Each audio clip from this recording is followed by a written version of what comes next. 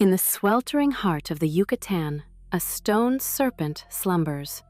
Its body is the Grand Pyramid of Chichen Itza, a monument not merely of architecture, but of time itself. This is the temple of Kukulkan, and its very form is a calendar etched in limestone. 365 steps ascend its four faces, one for each day of the Mayan solar year. They climb towards the heavens, a daily prayer offered to the cosmos. At its summit reigned the supreme deity Kukulkan, the feathered serpent, a divine fusion of the earth, represented by the snake, and the sky, embodied by the brilliant plumes of the quetzal bird. The entire city is a work of cosmic clockwork. Its temples and causeways are a silent testament to a profound understanding of the universe, aligning with the solstices, the equinoxes, and the celestial dance of Venus. Not far from the pyramid lies the largest ball court in all of Mesoamerica, its field stretching an astonishing 168 meters. Here, a ritual game, practiced since at least 1400 BC, played out dramas of life, death, and divine will. But beneath this geometric precision, a far deeper and more unsettling mystery has been uncovered, one that chills the very foundations of our understanding. For archaeologists have discovered that the Maya built their most sacred pyramid directly atop a massive cenote, a water-filled abyss, a natural gateway to the underworld. The city's first heartbeats can be traced to sometime between the years 750 and 900 of the Common Era. By the 10th century, it had blossomed into a dominant regional capital. The oldest hieroglyph found here is dated to the year 832. The last known inscription, carved in the temple known as the ossuary, marks the year 998. And then, silence. Centuries later, the first Europeans arrived. The Spanish conquistador Francisco de Montejo and the Franciscan friar Diego de Landa chronicled a city already reclaimed by the jungle. It wasn't until 1840 that the explorer John Lloyd Stevens and the artist Frederick Catherwood revealed its haunting beauty to the wider world. By then, it was merely part of a private estate. In 1894, that estate, including the entire ancient city, was sold to an American diplomat and amateur archaeologist named Edward Herbert Thompson. The price was a mere 300 pesos. Thompson, driven by legends of sacrifice, dredged the city's sacred cenote, pulling forth a trove of priceless artifacts. Gold, jade, and human remains emerged from the murky depths, only to be shipped away, their stories silenced and scattered. The stones of Chichen Itza still catch the light of the equinox, and the shadow of the great serpent still descends the pyramid's flank twice a year. But it is a performance for a vanished audience. We are left to gaze upon this magnificent, wounded place and wonder at the minds that conceived it. A civilization that built its most glorious temple not just to honor the heavens, but to stand eternal guard over the very entrance to its own dark underworld. In the sweltering heat of the Yucatan, a ghost city sleeps. Here, among the relentless jungle, the stone bones of Chichen Itza hold their silence. The first serious inquiries into this silence were made by the explorer Edward Thompson, but it was in 1923 that the Carnegie Institution of Washington secured the permissions to truly awaken the city's past. They arrived to confront the ultimate question, one that still echoes through these plazas. Why did this magnificent civilization simply vanish? For decades, scholars have wrestled with the enigma of its collapse. The theories are a tapestry woven from both natural cataclysm and human folly. Perhaps the most compelling and terrifying is the specter of thirst. A prolonged, punishing drought may have descended upon the peninsula, withering the crops and leaving precious little fresh water for the thousands who called this city home. The result would have been a slow, agonizing famine. There is a tragic irony here, as evidence suggests the Maya themselves may have hastened their own doom. The widespread deforestation required to cultivate their staple crops, the life-giving maize and beans, would have stripped the soil, eroding its ability to hold moisture and intensifying the severity of each dry season. Yet, the earth and the sky are not the only suspects. We cannot discount the failings of men. It is entirely possible that Chichen Itza fell not to the heavens, but to the spear. Escalating intertribal warfare, a bloody contest for resources and dominance, could have bled the city dry. Or perhaps its end was less dramatic, a slow, creeping obsolescence. As the centuries turned, vital trade routes may have shifted, moving away from the inland heart of the peninsula towards the bustling coast, leaving Chichen Itza a grand but increasingly irrelevant backwater, its lifeblood draining away with each passing merchant caravan. And at the heart of this silent metropolis, at the center of this enduring mystery, stands a monument that both witnessed its glory and presided over its fall. The Temple of Kukulkan. The Spanish conquistadors, of perfect pyramidal geometry, 4 immense facades, each bearing a central grand staircase, ascend towards the heavens, culminating in a small temple perched upon the final, uppermost platform. This tiered pyramid, with its 9 distinct platforms, rises 30 meters from the jungle floor. It was constructed in the 12th century by the Itza Maya, a people for whom architecture was not merely about shelter, but about cosmic alignment. Its power lies less in its monumental scale and more in its profound symbolism. The first European eyes to describe it belonged to the 16th century Spanish friar Diego de Landa in his seminal work, Relación de las Cosas de Yucatán. But it was the American explorer John Lloyd Stevens who, in 1843, gave it a more meticulous and romantic rendering in his book, Incidents of Travel in Yucatan.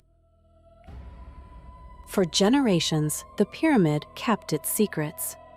Then, in 1924, the Carnegie Institution formally requested permission from the Mexican government to delve into its very core.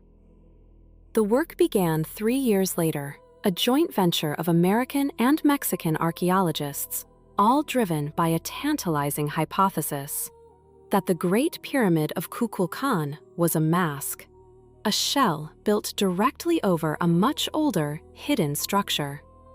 This audacious proposal was met with initial reticence, a hesitation overcome by the crucial intervention of the esteemed Mexican archaeologist José Erosa Peniche. And so they began to dig. Not down, but in. On the 7th of June, 1932, their faith was rewarded. Deep within the pyramid's suffocating darkness, they broke through into a hidden chamber. There, they found human remains, and beside them, a limestone box. Inside was a treasure not of gold, but of sacred significance. Objects of brilliant coral, razor-sharp obsidian, and luminous turquoise. The pyramid had held another pyramid, and that pyramid had held a tomb. Each layer was a new secret, a new question. The stones of Chichen Itza do not give up their stories easily. They offer only whispers, echoes of a world that rose from the jungle, mastered the stars, and then, for reasons we may never fully grasp, returned to dust. In the hallowed halls of Mexico City's National Museum of Anthropology, they rest behind climate-controlled glass. Objects of obsidian, sharp enough to split the veil between worlds. Adornments of precious coral and delicate inlays of turquoise, their blue still as vibrant as a Yucatan sky. They are the silent ambassadors of a lost kingdom, but their stories are incomplete. To truly understand, we must leave the curated light of the museum and descend into the earth itself. Beneath the sun-scorched limestone of the Yucatan Peninsula, a world lay sleeping. A Mayan world, sealed from human contact for 1,000 years. It was in 2009, as archaeologists worked under the shadow of Chichen Itza's great temples, that a chance discovery unlocked a door to the past. They found not one, but a series of interconnected caves, a subterranean labyrinth that had held its breath for a millennium. What they found inside could rewrite our understanding of the rise and the eventual enigmatic fall of the Maya. The place is known as Balam Ku, the cave of the Jaguar god. It had been breached once before, discovered by local farmers in 1966, but for reasons lost to bureaucracy and time, no serious investigation was ever mounted. The entrance was sealed, and the Jaguar god was left to its slumber. To reach the first of the 7 offering chambers, one cannot simply walk. One must crawl. For dozens of meters, investigators wriggle through impossibly narrow passages, the cool, damp earth pressing in from all sides, the only sound the muffled scrape of clothing on rock and their own unsteady breathing. And then the passage opens. The first official report cataloged 155 ritual objects, left exactly as they were placed by Mayan priests 1,000 years ago. Incense burners. Still, the presence here speaks volumes of cultural exchange and influence. There are vessels shaped in the image of the sacred ceiba tree, the Mayan axis mundi that connects the underworld, the earth, and the heavens. Each object is a prayer frozen in time, an offering left in the desperate hope of appeasing the gods in a time of great turmoil. This descent into the underworld of Chichen Itza echoes another, earlier discovery, one made not below the city, but deep within its heart. In 1935, explorers tunneling into the core of the Great Pyramid of Kukulkan broke through into a hidden chamber. There, in what they named the Hall of Offerings, a figure was waiting in the darkness. It was a chakmul, a quintessential Mesoamerican sculpture of a semi-reclining man, his torso raised, his head turned 90 degrees to face the onlooker. This one was regal, its eyes, teeth, and fingernails exquisitely inlaid with shimmering mother-of-pearl. The chakmul is typically associated with the Toltec civilization of the High Plains, and finding it here, at the center of a Mayan pyramid, has fueled decades of debate about the relationship between these two great cultures. Was it conquest? Alliance? Or something more complex? Deeper still within the pyramid, another secret was kept. A robust throne carved from a single block of limestone and painted a brilliant blood red. It is the throne of the red jaguar, its form powerful and divine, its eyes made of gleaming green jade. For centuries, this feline deity, a symbol of power, warfare, and the night sun, sat in total darkness, the silent, empty seat of a long-vanished king.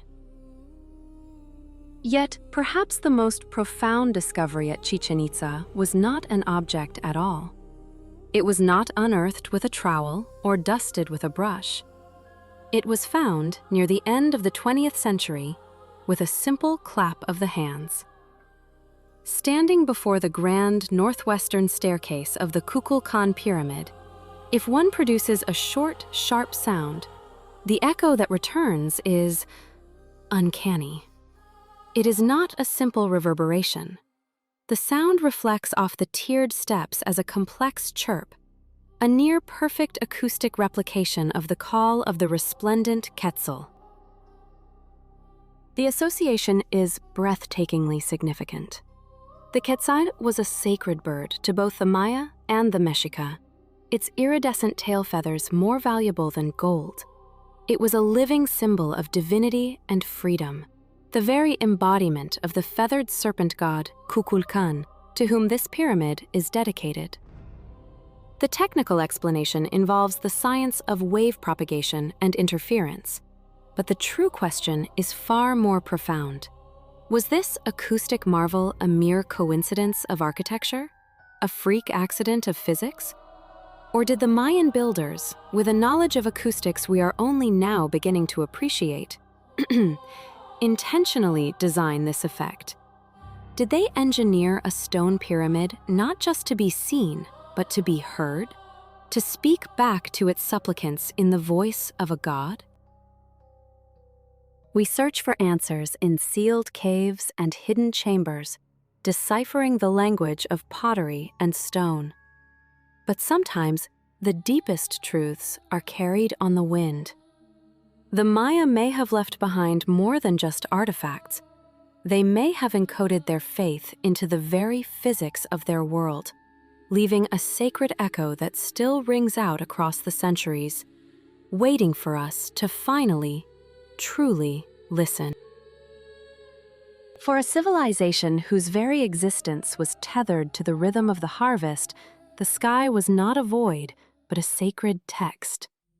The Maya, masters of observation, were driven by an intense need to understand the celestial bodies and the unyielding march of the seasons. From this necessity, they forged a mathematical and astronomical prowess that was unparalleled among the early peoples of the Americas. Their understanding of time was not a simple line, but a complex, interlocking tapestry. One thread was their agricultural calendar, a cycle of 18 periods, each 20 days long, which mirrored with astonishing precision the solar year. Another, the sacred calendar, wove together 13 months of 20 days each, a spiritual metronome counting out the destiny of gods and mortals. This profound fusion of science and spirit found its ultimate expression in stone, at the heart of Chichen Itza.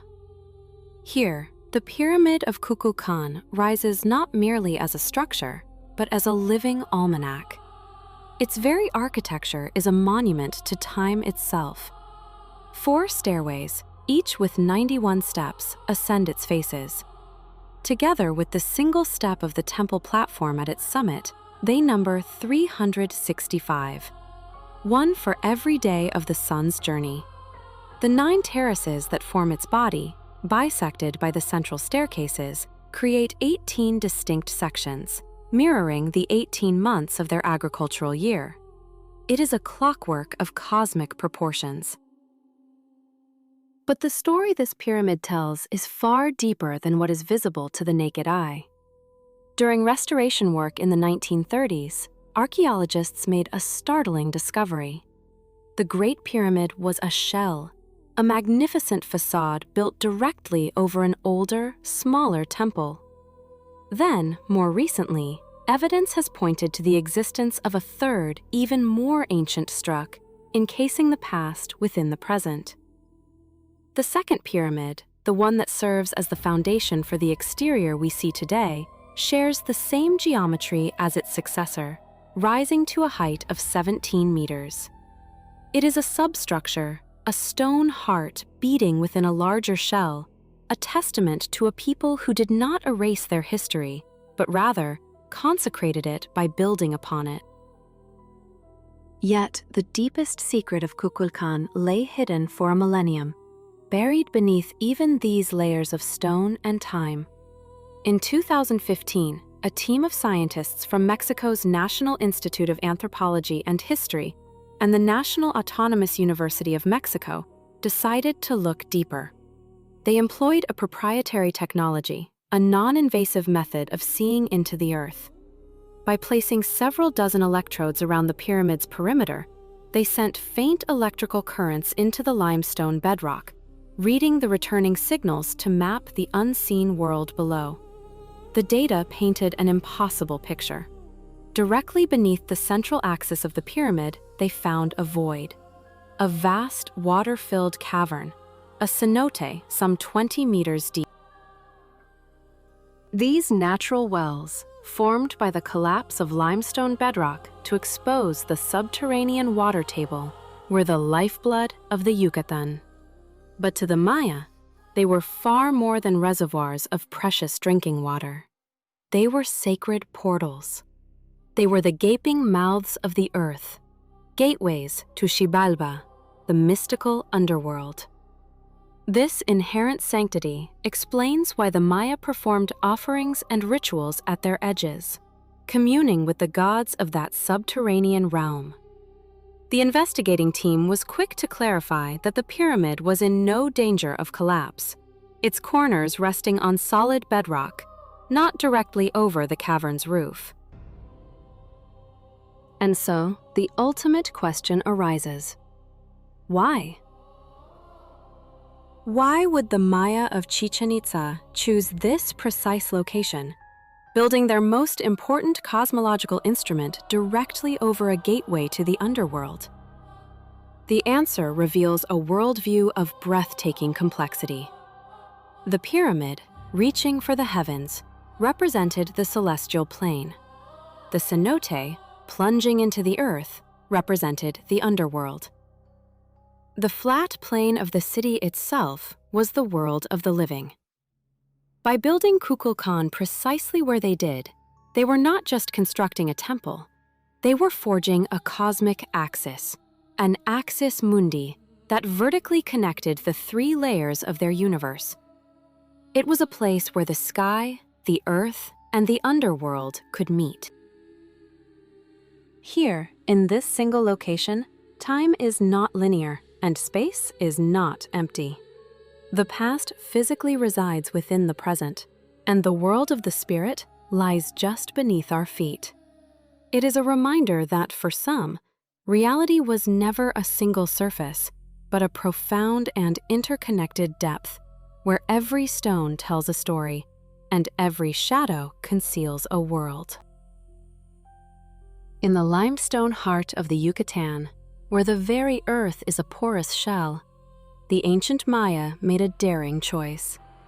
They erected their most sacred structures directly over vast, water-filled caverns, the cenotes. They knew these abyssal pools lay beneath their homes, their public squares, and their temples, viewing them not as a geological hazard, but as a sacred threshold, a portal to the underworld of Xibalba. Beneath the staggering weight of the pyramid of Kukulkan, one such void exists. A hidden world, a subterranean lake stretching approximately 30 meters in length and 25 in width. A foundation built not on solid ground, but on the very roof of their underworld. The temple's base, a near-perfect square of almost 56 meters per side, dwarfs the cavern below, a testament to an engineering confidence that bordered on the divine. But this hidden world below is only half the story. The true genius of the pyramid reveals itself not in its foundation, but in its conversation with the heavens. The entire edifice is a cosmic clock, its precise alignment designed to capture and sculpt the light of the sun on specific, sacred days. On the dusk of the spring and autumn equinoxes, in March and September, a pilgrimage of light begins. As the sun descends, a phenomenon of shadow and brilliance unfolds upon the pyramid's northeastern grand staircase, an event that continues to draw thousands who come to witness a god's return to the earth.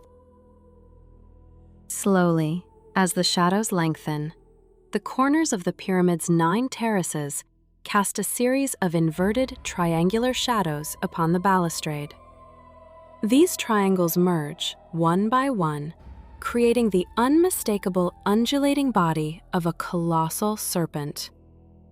It slithers, inch by inch, down the massive stone staircase to join its own head, a fearsome stone sculpture waiting at the pyramid's base. For a fleeting moment, it is a god made of nothing more than the angle of the sun, a divine apparition known as Kukulkan. The question then is, who is this serpent god, and why does his name echo another from a different empire? Towards the end of the Mesoamerican Classic period, a powerful cultural and religious tide swept into the Maya region.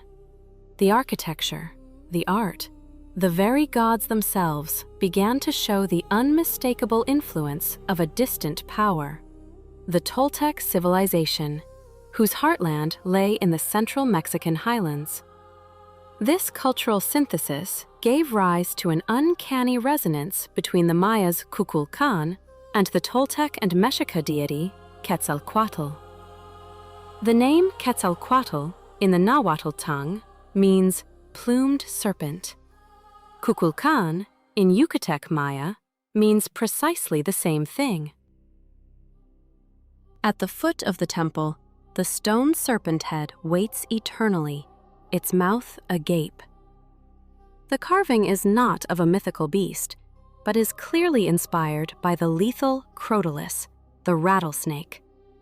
For the pre-Hispanic peoples, this creature was an object of profound veneration, a symbol of immense power, its capacity for sudden death binding it inextricably to the forces of nature and the will of the gods. And yet, the equinox is not the only secret the pyramid keeps. The solstices, too, command their own spectacle. At dawn on the summer solstice in June, for about 15 breathtaking minutes, the pyramid performs an act of perfect duality. The sun's early rays strike the north-northeast and east-southeast faces, bathing them in brilliant light. Simultaneously, the west-northwest and south-southeast faces remain plunged in absolute darkness.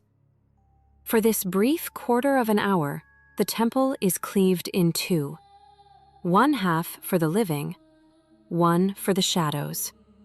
It is a stark architectural diagram of the cosmos, a world perfectly divided between light and dark. When the winter solstice arrives in December, the universe inverts. The phenomenon repeats itself, but in mirror image. The faces that were once cloaked in shadow now receive the sun's full embrace, while those that basked in summer's light are surrendered to the cold gloom. It is a silent, stone testament to the cycles of the earth, the endless rhythm of death and rebirth written in light. The pyramid is more than a tomb or a temple. It is a functioning instrument of cosmic observation, a story told not in words, but in the silent, inexorable language of shadow and sun. It stands as a profound statement that for every truth brought into the light, another lies waiting in the darkness, perfectly balanced. There are stones here that remember the sun. Structures built with such impossible precision that what is illuminated in the long days of summer now falls into deliberate darkness. These calendrical phenomena, these moments of light and shadow, are not accidents of time. They are the silent, enduring proof of an architecture conceived to converse with the cosmos. At the heart of this cosmic dialogue stands a singular edifice, El Caracol, the snail. It is a circular tower rising from the flatlands of Chichen Itza, a structure that seems almost alien in its form, This was no palace, no temple in the conventional sense. It was an eye turned toward the heavens. From its carefully placed windows, Maya astronomers conducted a relentless surveillance of the sky.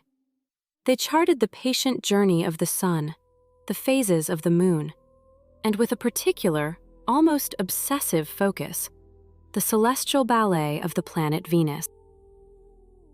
This was the place from which they marked the solstices and equinoxes, the anchors of their year. It was from here they predicted eclipses, moments that could plunge the world into terrifying uncertainty. For its time, it was one of the most complex and advanced scientific instruments in the pre-Columbian world. Its very alignment was a tribute to Venus, the celestial body associated with Kukulkan, the feathered serpent, the supreme god in the pantheon of the Maya. The building earns its name, El Caracol, from the spiraling staircase that winds its way up through the interior, a feature so unusual, so rare in the architectural language of the ancient Americas, it remains an enigma.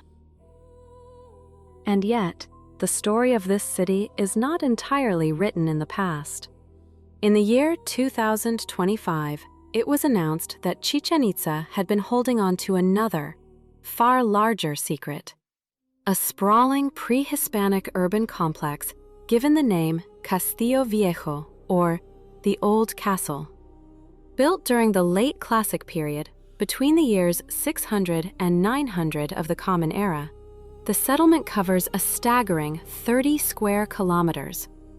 José Osorio León, a lead archaeologist at the site, explained that a full topographical and architectural survey was finally underway. The jungle had held its secrets tight, but modern technology was finally able to persuade it to let go. LiDAR, a remote sensing technology, was instrumental, peeling back the jungle canopy with beams of light to reveal the ghosts of structures hidden beneath. The name Castillo Viejo is a deliberate echo of the main pyramid, the Temple of Kukulkan, which is itself often called El Castillo. The existence of this forgotten district had been known, in a way, since the 1930s, but for reasons lost to time, the investigation was abandoned. Only now are we beginning to understand the true scale of the city Kukulkan ruled. But to understand the Maya, one must look not only to the sky, but also deep into the earth. 300 meters from the main precinct, connected by a raised, sacred road, lies a profound wound in the limestone plain, the Cenote Sagrado, the sacred well. It is a near-perfect circle of water, 60 meters in diameter, plunging 13.5 meters into the earth.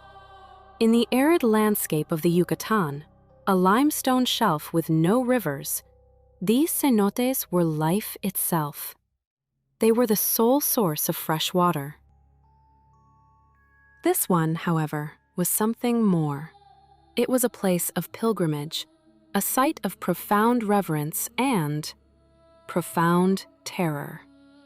Into its murky, still waters, the pre-Hispanic Maya made their most desperate pleas. They deposited countless offerings, gold, jade, pottery, especially in petitions to the gods for rain. And when the offerings were not enough, they gave the cenote human life. From its depths, archaeologists have recovered remains believed to belong to those ritually sacrificed, sent on a one-way journey to appease the forces that governed their world. For the Maya, this gaping mouth in the earth was not just a well. It was an entrance, a portal to the underworld, to Xibalba. One structure to read the heavens, another to house the people, and a third to speak to the gods of the underworld. The stones of Chichen Itza do not tell a simple story of a lost civilization. They speak of a universe where the heavens above, the earth below, and the city of humankind were not separate realms, but a single, interwoven, and often brutal reality. In the great tapestry of human belief, there is a recurring thread, an almost universal conviction that beneath our sunlit world lies another, darker realm, a place reserved for the souls of the dead. It is the underworld, often imagined in the deepest, most inaccessible parts of the earth. For the ancient Maya of the Yucatan Peninsula, this chthonic kingdom was not merely a concept. It had a physical entrance, a tear in the limestone crust of the world. They believed the sacred cenote, a natural, water-filled sinkhole, was its gaping maw. This underworld was known as Xibalba, the place of fright. It was a terrifying domain, characterized not by fire and brimstone, but by disease, decay, and profound despair. It was ruled by a pantheon of malevolent deities, chief among them the death gods Hunkame and Vukubkame. To descend into Xibalba was to face a series of trials designed to humiliate and destroy the soul. Yet, even within this realm of horrors, there was a place of ultimate dread. The ninth and lowest level, a pit of absolute suffering known as Metnal. Here, its own king, the skeletal lord Apuch, reigned supreme over the damned.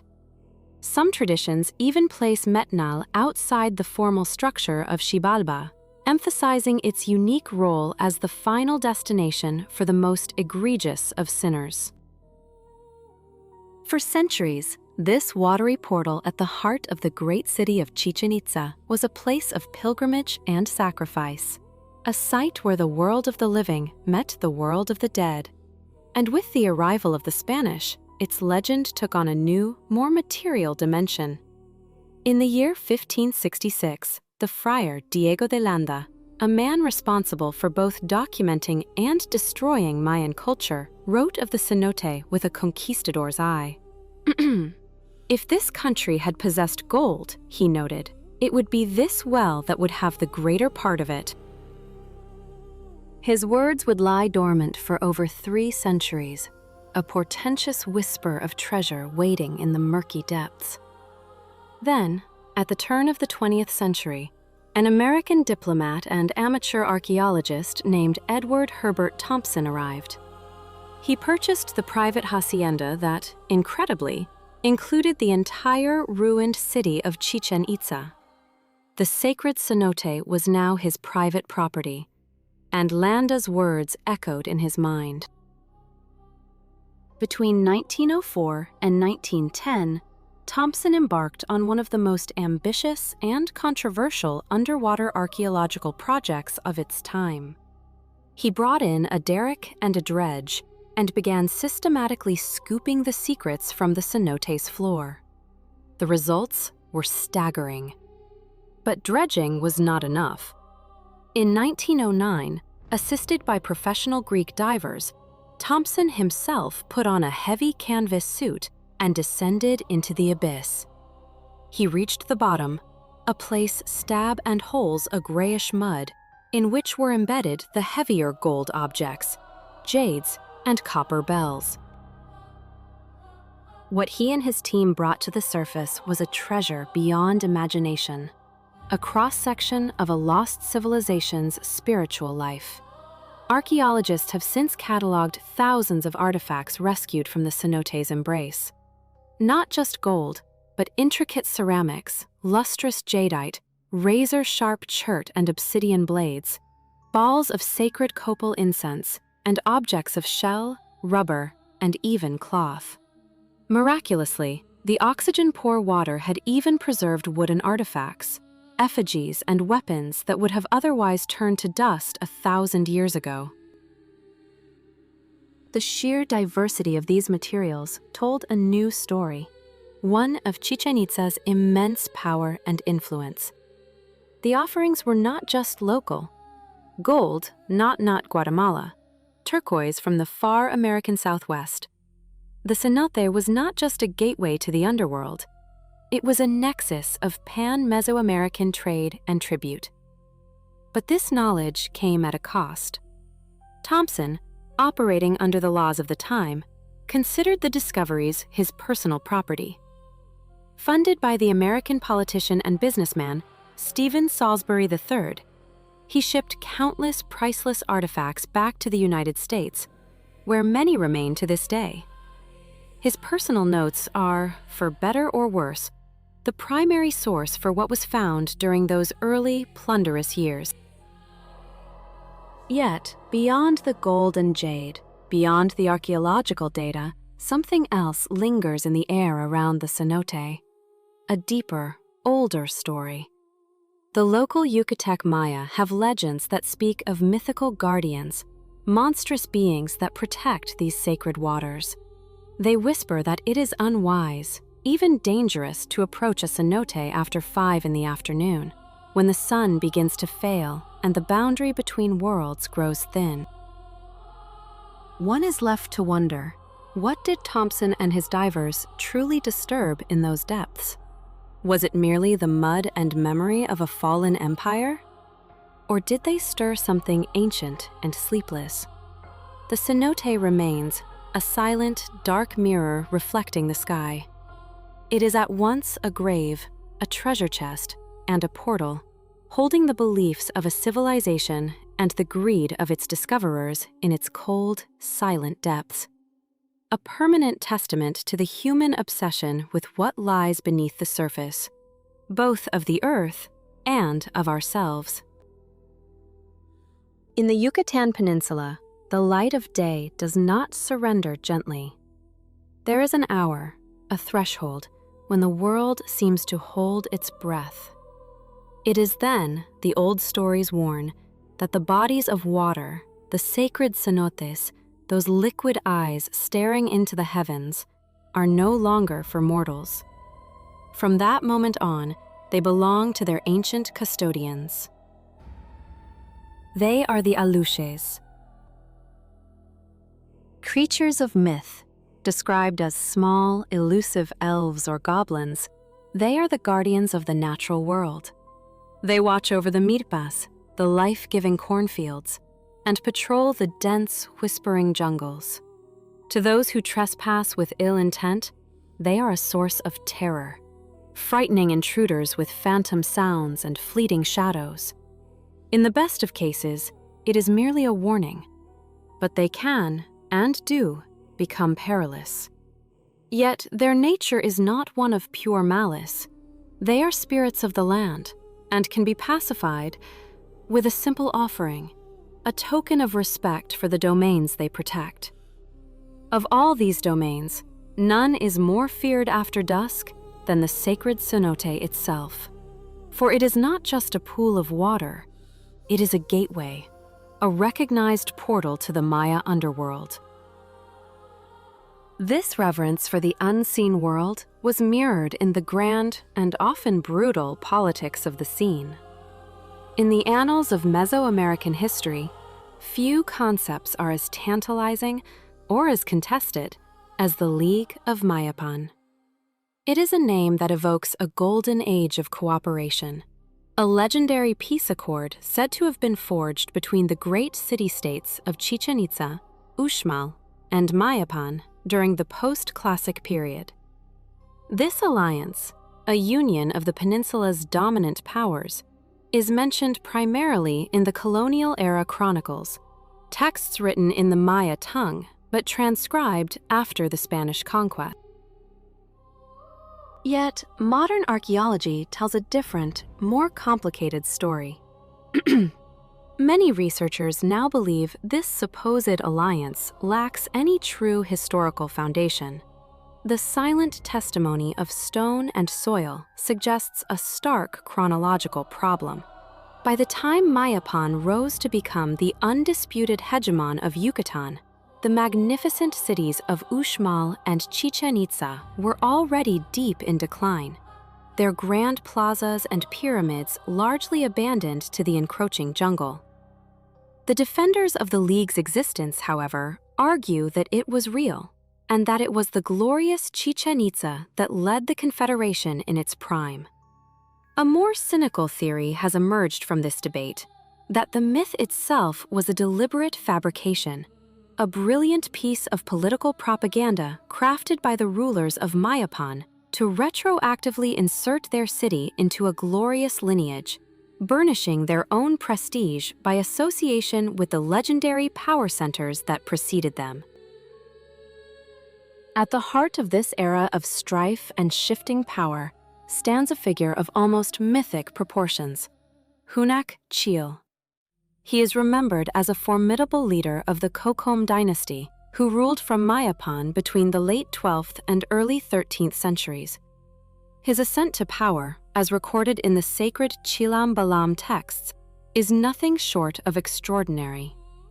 At some point, this man, Hunak Chil, was ritually cast into the depths of the sacred cenote at Chichen Itza, a fate that was, for virtually all others, a final sentence. But according to the text, he did not perish. He survived. This impossible act was seen not as luck, but as a divine omen, a sign that the gods had chosen him. He emerged from that dark water not as a victim, but as a ruler, becoming the chief of the Kokoms. From this newfound position of divine authority, he waged a successful war against his former captors, conquering Chichen Itza around the year 1294, and forcing the surviving Itza people to abandon their ancestral home and flee south, into the wilderness of what is now Guatemala. But if history offers one explanation for the fall of a great city, legend always provides another, more personal, more tragic. It offers the story of Sak Nikte.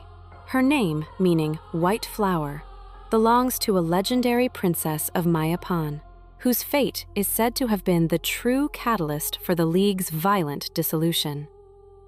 The tale claims Sak Nikte was betrothed to the Prince of Uxmal, a marriage meant to cement the alliance between the two cities. But a prince from Chichen Itza, consumed by love for her, defied the pact. He abducted the princess, stealing her away to his own city. When the armies of Uxmal arrived at the gates of Chichen Itza to reclaim their princess and avenge the insult, they found only the echoing silence of a metropolis inexplicably abandoned. The Itza, knowing retribution was coming, had vanished into the jungle, leaving their magnificent city to crumble. The truth, perhaps, lies somewhere in the silence between the inscribed stone and the whispered tale. It is a tapestry woven from the threads of ambition, propaganda, love, and the inexorable march of time. The great cities fell, the alliances shattered, and what remains are the hauntingly beautiful ruins, the fragmented texts, and the enduring belief that even now, in the quietest hours, the ancient guardians are still watching. In the year 1922, the Mexican writer Antonio Mediz Polio captured the soul of his land in a book he called The Land of the Pheasant and the Deer. Within its pages, he preserved the echoes of a world that once was, a world of profound spirituality and of terrifying ritual. A world that built monuments not only to its gods, but to death itself. One of its most stark creations was the Tzompantli, a name that carries the weight of its meaning, a skull rack. This was no mere burial ground. It was a public ledger of sacrifice and conquest, an abacus of human heads displayed on a great wooden palisade. Across the pre-Columbian world, from the Toltecs and Zapotecs to the Mixtecs and Aztecs, this grim testament to power was a common sight. The most famous of these, unearthed in the sacred heart of the Templo Mayor in Mexico City, held the remains of nearly 650 individuals, a silent chorus from a vanished empire. Often the skulls were pierced temple to temple, then thread-bulling them on vertical stakes, faces turned out toward the living.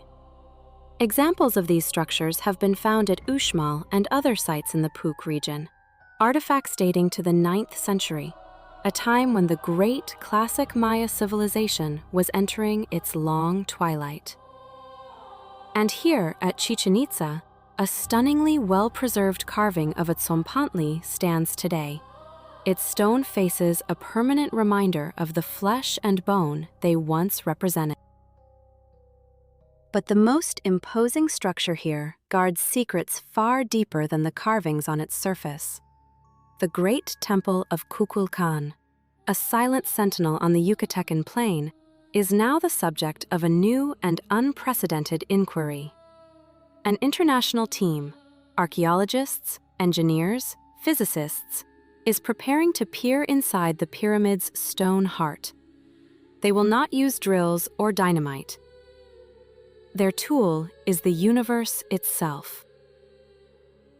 They are employing a technology known as muography, a non-invasive technique of breathtaking ingenuity.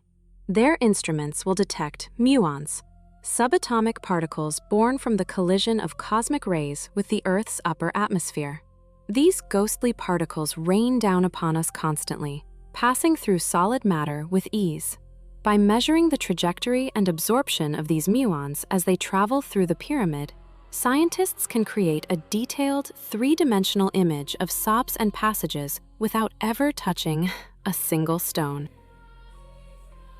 This is not the first time Kukulkan's pyramid has offered up its secrets. In the 1930s, archaeologists burrowing into the northern face of the structure discovered a tunnel.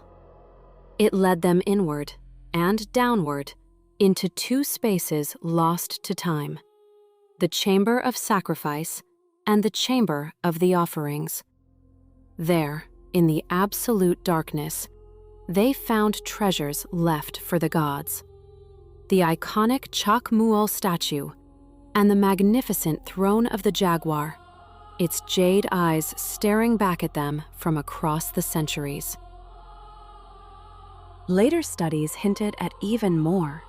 They suggested the existence of other voids, other hollows, deep within and even beneath the pyramid's foundations. These investigations ultimately confirmed a staggering reality.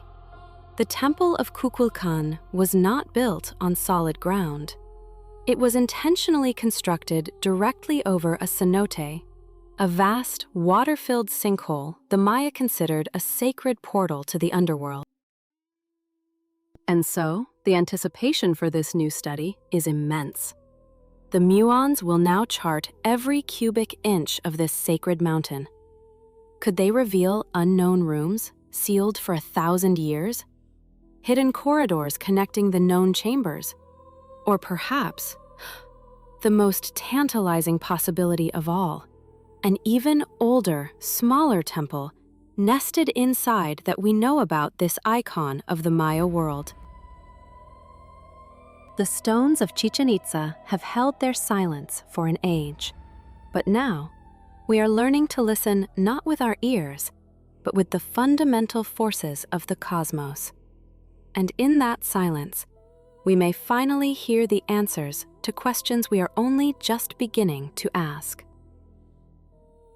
Deep within the Yucatan jungle, a silent conversation is beginning.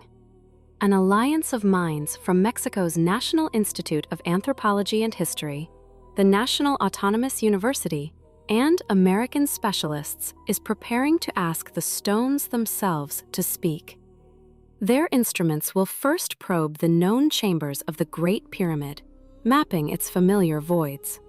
But this is merely a prelude. If all proceeds as planned, they will then turn their gaze to the unknown, scanning the vast heart of the entire edifice, searching for what has been lost to time. Hidden passages, forgotten chambers, and perhaps even the foundations of more ancient temples buried within. For generations, archaeologists have whispered a tantalizing theory: a final resting place for royalty, a tomb for a king sealed away from the world. But to understand the tomb, one must first understand the man. To understand the city, one must understand its people. Who were they, the Itza? They were a people born of the waterlogged lowlands of Tabasco, a Maya group who, in the 10th century, began a great migration. They journeyed into the dense forests of the Petén, and then, pushed by forces we can only guess at, north into the arid plains of the Yucatan. By the 15th century, they had established their dominion around the Great Lake, Chichen Itza, a bastion of independence that would hold for centuries. They were a people who refused to bow. Their defiance, however, could not last forever. They were systematically repressed during the colonial era and later, even by the governments of a newly formed Guatemala. It was a slow, inexorable fading. Their population dwindled, their culture fractured. Their very language, the tongue of the Itza, began to die on the wind. Today, only a handful of speakers survive in the Guatemalan settlement of San Jose, a final, fragile echo of a once mighty nation. Their greatest city, Chichen Itza, would face its own reckoning. In 1527, the Spanish conquistador Francisco de Montejo, the Adelantado, first set foot in the Yucatan. He returned in 1531 with a larger army, determined to break the peninsula. His son, known as Montejo the Younger, led the assault on Chichen Itza. He conquered it, for a time, and in an act of supreme arrogance, renamed it Ciudad Real, the royal city. But the Maya who still lived among the city's magnificent ruins and in the surrounding lands did not see a royal city. They saw an invasion. They mounted a tenacious resistance, a guerrilla war fought in the shadow of their ancestors' temples. And miraculously, they succeeded. They drove the Spanish out. The victory, however, was short-lived. Montejo the Younger returned, this time with a vast army of Spanish soldiers and, tragically, Maya warriors recruited from rival groups. With this overwhelming force, he finally conquered the peninsula. By the late 1580s, the sacred city of Chichen Itza, a marvel of cosmic engineering, had been reduced to nothing more than a part of a sprawling cattle ranch. Centuries passed. The jungle, patient and persistent, moved in to reclaim the stones. Then, in 1843, the American explorer John Lloyd Stevens unveiled the city to the wider world in his book, Incidents of Travel in Yucatan. Accompanied by the stunningly precise illustrations of Frederick Catherwood, his words painted a picture of a lost civilization of breathtaking sophistication. The world was captivated. In 1860, the Frenchman Désiré Charnay arrived with his camera, capturing its haunting beauty in silver nitrate. In 1875, the eccentric British-American Augustus Le Plongeon unearthed a unique reclining sculpture. He named it Chacmol, a name later corrected to Chacmool, which has now entered the lexicon of Mesoamerican art. Then came the meticulous work of the Englishman Alfred Maudsley in the 1880s, whose volumes described the site with unprecedented academic rigor. The age of rediscovery had begun, culminating in 1894, when the American consul, Edward Herbert Thompson, purchased the very hacienda that contained the whole of Chichen Itza, becoming the private owner of a lost world. And so we return to the present, with our new tools and our old questions. We seek hidden tombs, but the city is filled with more public mysteries. Consider the Great Ball Court, the largest in the Americas. The acoustics are so perfect that a whisper at one end can be heard clearly at the other, hundreds of feet away. But what of the game itself? Was it sport? Ritual? A political negotiation played out with a rubber ball, where the losing captain, and perhaps his entire team, paid the ultimate price? The stones hold the answers. They are a library whose language we have almost forgotten. With each new technology, we learn to read a few more words, to decipher a few more sentences. We peer through solid rock, hoping to find a chamber, a treasure, a king. But what we are truly searching for is a connection, a way to hear the voices that have been silent for so long, and to understand a world that, despite all our efforts, remains tantalizingly beyond our grasp. In the heart of the Yucatan, etched into the very limestone of the peninsula, lie the echoes of a lost world. Here, among the silent pyramids and plazas, the specter of a monumental game still lingers. The Mesoamerican ball game was never mere sport. It was a ritual, a cosmic drama played out by mortals, where the stakes were often life and death itself.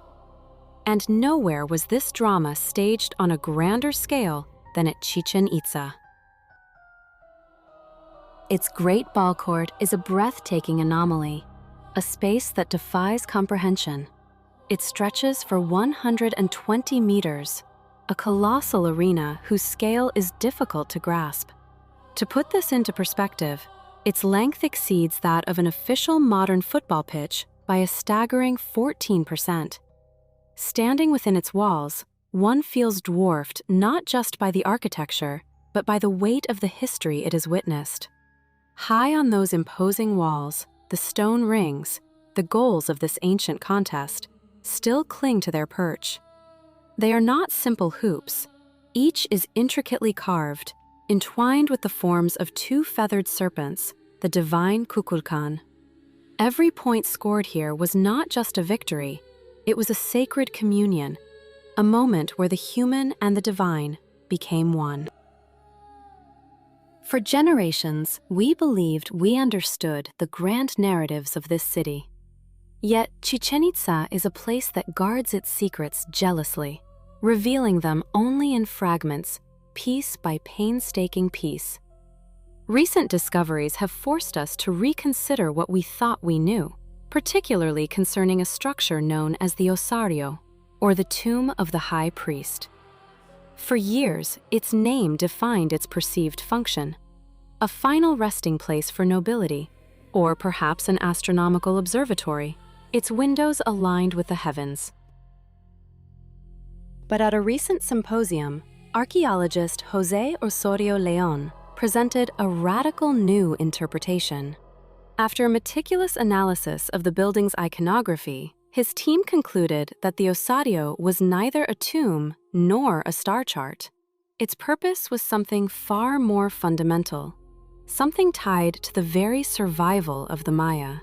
It was, he argues, a ritual space dedicated entirely to agriculture. The carvings that adorn its walls are not of kings or constellations, but of the maize god, the deity who represented the lifeblood of their civilization. This structure wasn't built to commemorate the dead, but as a desperate plea for life, for the sustenance that only the earth could provide. This conclusion begs a profound question.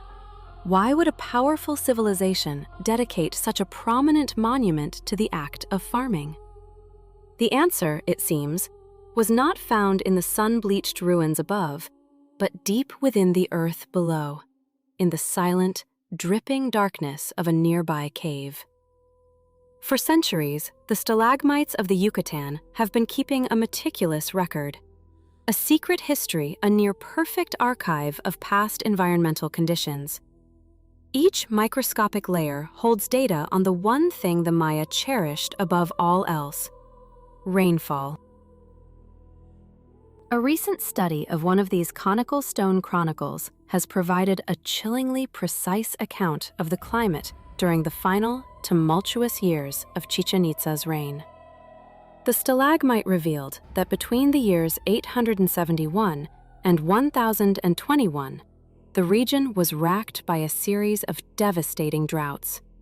There were 8 distinct periods of extreme dryness, each lasting for at least 3 years. Imagine the strain on a society wholly dependent on the consistency of the seasons. But the data held an even more terrifying secret. One of these droughts, a relentless, soul-crushing period of thirst, did not last for 3 years, or 5, or even 10. It persisted for 13 catastrophic years. A civilization can endure hardship. It can survive a failed harvest or a difficult year. But 13 consecutive years without sufficient rain is not a hardship. It is an apocalypse. The grand ball court would fall silent. The rituals at the osario would become more and more desperate until finally there was no one left to perform them.